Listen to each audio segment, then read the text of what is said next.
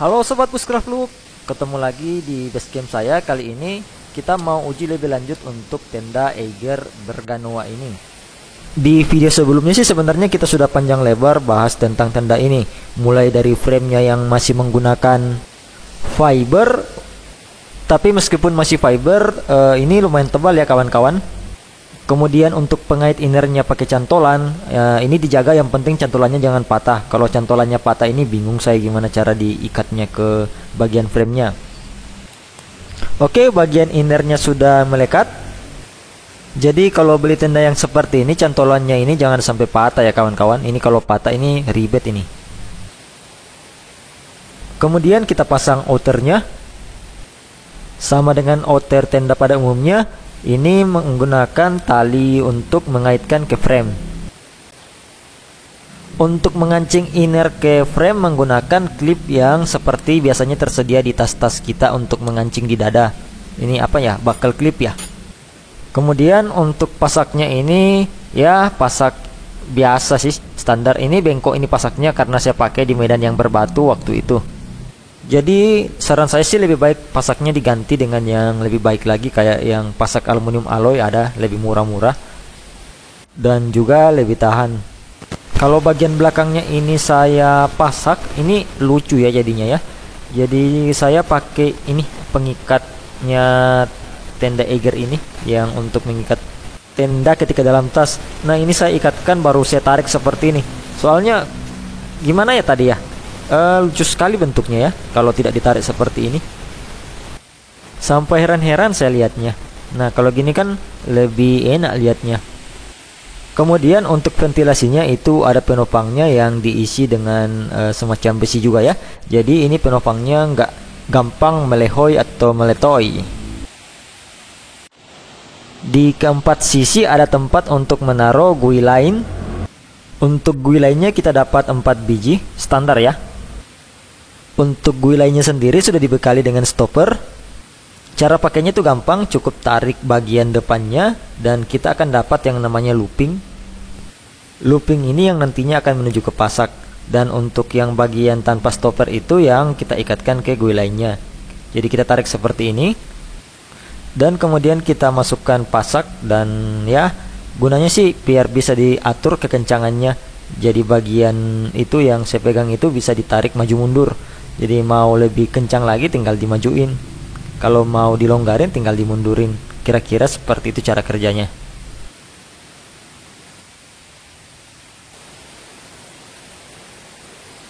Oke, ini agak gelap-gelap ya, semoga turun hujan. Soalnya kalau nggak turun hujan gimana caranya mau ngetes tenda ini. Tapi sebelum itu kita buka-buka dulu ya. Kira-kira sih kayak gini. Bagian innernya itu punya tempat pengait standar ya seperti tenda pada umumnya.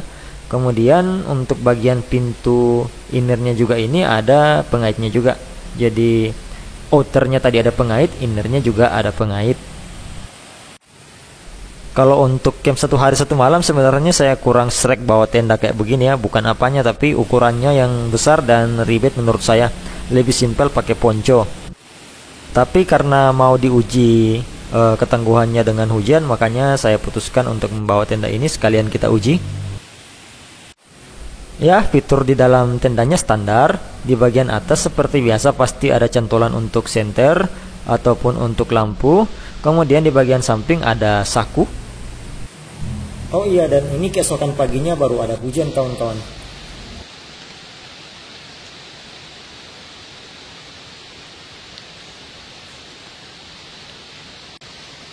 Kalau dilihat dari bentuknya sih, bentuk air atau pattern air di kainnya itu tidak ada masalah ya, dan juga tidak ada rembes. Sayangnya ini hujannya tidak terlalu deras, padahal saya berharap hujan yang benar-benar sangat deras. Kalau ada kayak kuning-kuningan begitu yang dari serbuk pohon atau entah biji-bijian yang dimakan oleh hewan seperti burung, kalau dilap pakai tangan itu bisa menempel itu.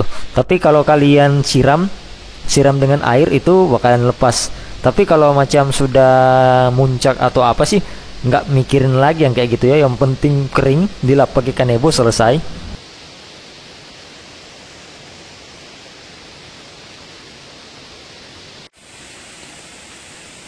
Dari kesaksian teman-teman lain juga yang menggunakan tenda ini di bawah hujan-hujan tanpa flysheet itu tidak ada kendala ya kawan-kawan.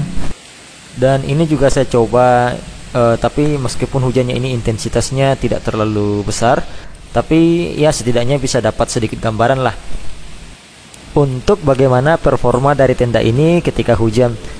Efek kainnya ini kayak daun talas ya, jadi rintik airnya tidak ada yang seperti basah pada bagian tendanya. Ya maklum sih karena tendanya juga masih baru, jadi belum ada yang kalah atau ngelotok untuk bagian lapisan anti airnya. Oh iya, untuk tenda-tenda seperti ini sih jangan pernah dicuci menggunakan sabun ya. Sudah jadi pengetahuan umum sih untuk kawan-kawan kalau tenda itu tidak boleh dicuci sembarangan. Soalnya lapisan lilinnya atau lapisan anti airnya ini bisa lepas kalau kalian cuci atau kalian jemur di bawah terik matahari, itu bagian simsil di jahitannya itu bisa rontok. Jadi kalau tidak perlu amat nggak usah dicuci, itu pun kalau dicuci juga cucinya pakai air saja, tidak perlu disikat dan segala jenis-jenisnya.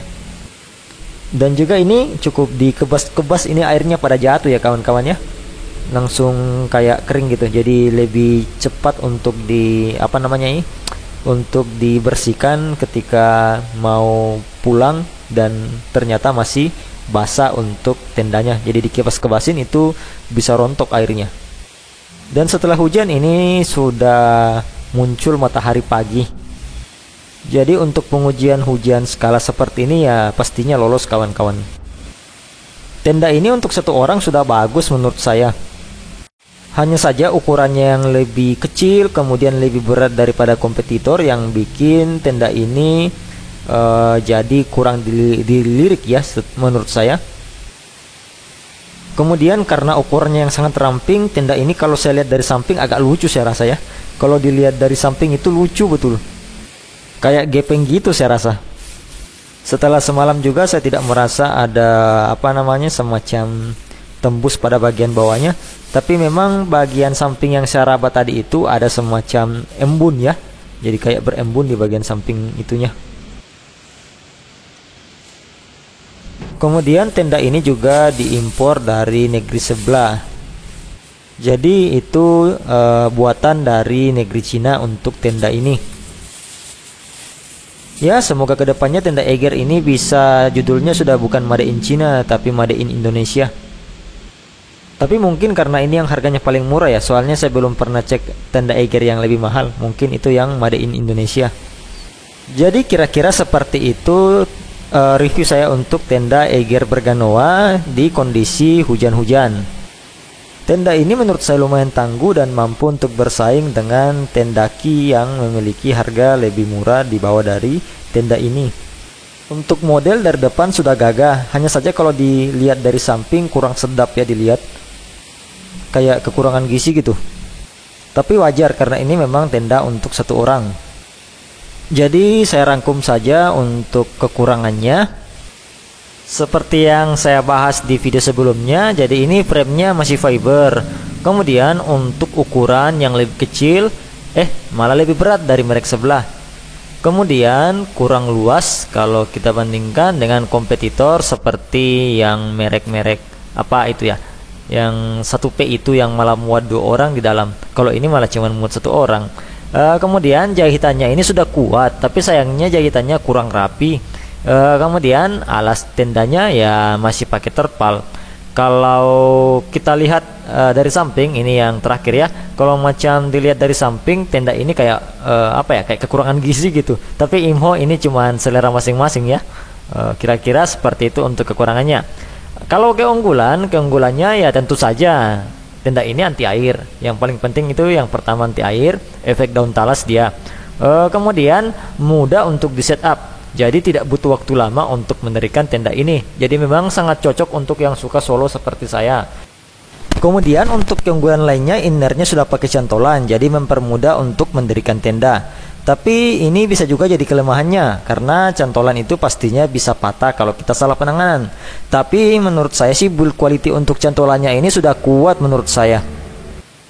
Kemudian yang terakhir, kombinasi warnanya ini bagus, yaitu warna merah dan warna putih. Setidaknya ini menjadi pembeda dari tenda lain di harga yang sama yang warnanya beredar di pasaran. Soalnya kan kalau kita lihat-lihat yang kebanyakan itu warna orange, pokoknya orange. Ini agak beda ya untuk yang di pasaran low end. Jadi setidaknya agak beda lah kelihatannya. Jadi kira-kira seperti itu review saya untuk tenda Eiger Berganoa ini. Terima kasih telah menonton, sampai jumpa di lain waktu dan di lain kesempatan.